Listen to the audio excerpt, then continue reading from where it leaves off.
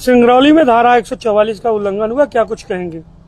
देखिए, जो कलेक्ट्रेट परिसर है उस गेट के पहले ही भीड़, समुदाय, बाजा गाजा, नारा गेट के बाहर तक ही लगाए जाते हैं। ऐसी कानून में व्यवस्था है, ऐसा हम सबको जानकारी है।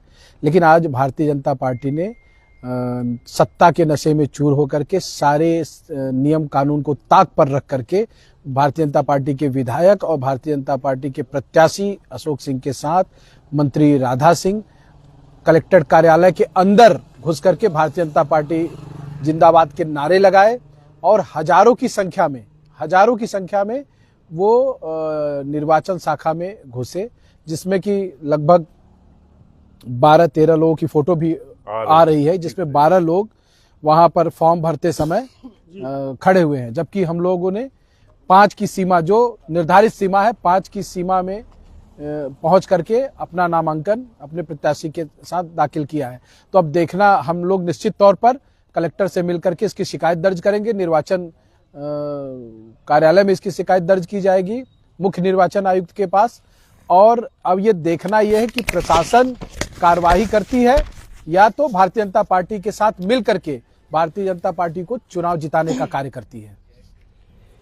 तो आगे क्या कुछ करने वाले हैं आप लोग?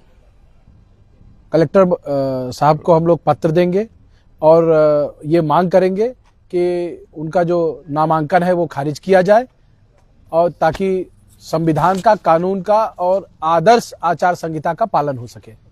अमित द्विवेदी जी, आप भी मौजूद हैं, क्या कुछ कहेंगे? जिस प्रकार से कलेक्ट्रेट के अंदर भारतीय जनता पार्टी जिंदाबाद स्वयं दिख रहा है कि वहां पर भाजपा का झंडा भी दिखाई दे रहा है, क्या कुछ कहेंगे?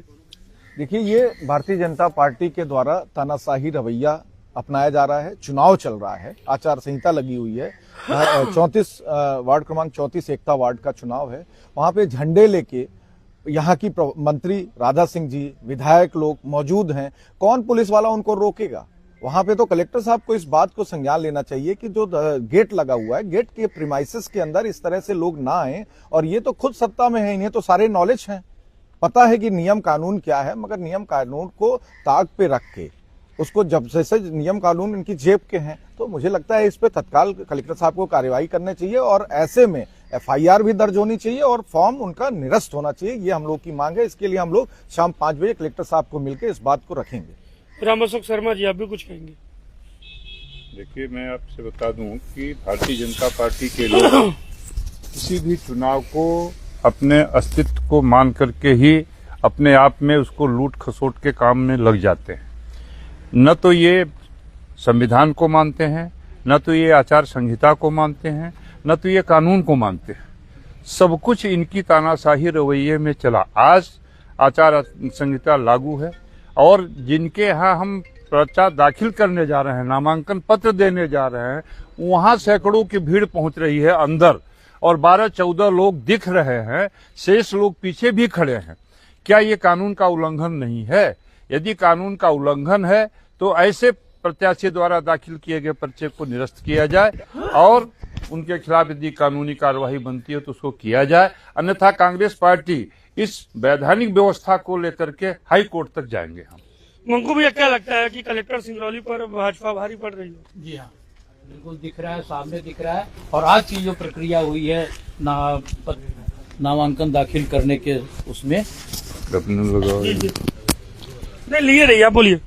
नामांकन दाखिल करते समय जो आज इनकी रवैया दिखी, और कलेक्टर महोदय कलेक्टर महोदय ने अभी तक किसी प्रकार का कोई संज्ञान में नहीं लिया है। हम अध्यक्ष महोदय के साथ, आदरणीय राम अशोक शर्मा जी साथ, हम लोग जो कमेटी बनी हुई है, 5 बजे शाम को कलेक्टर साहब को मिल करके पत्र देंगे।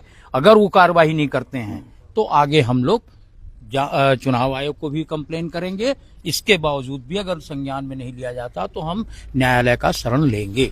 जिले के कलेक्ट्रेट में धारा 144 का उल्लंघन होता है और कलेक्टर अभी तक इस मामले को संज्ञान नहीं लेते हैं, क्या कुछ कहेंगे?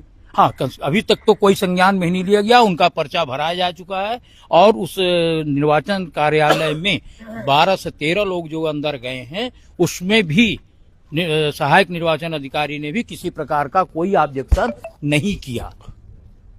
इसके लिए हम लोग अभी हाई कोर्ट जाएंगे? नहीं सुनवाई होगी तो न्यायालय तो खुला हुआ न्यायालय है।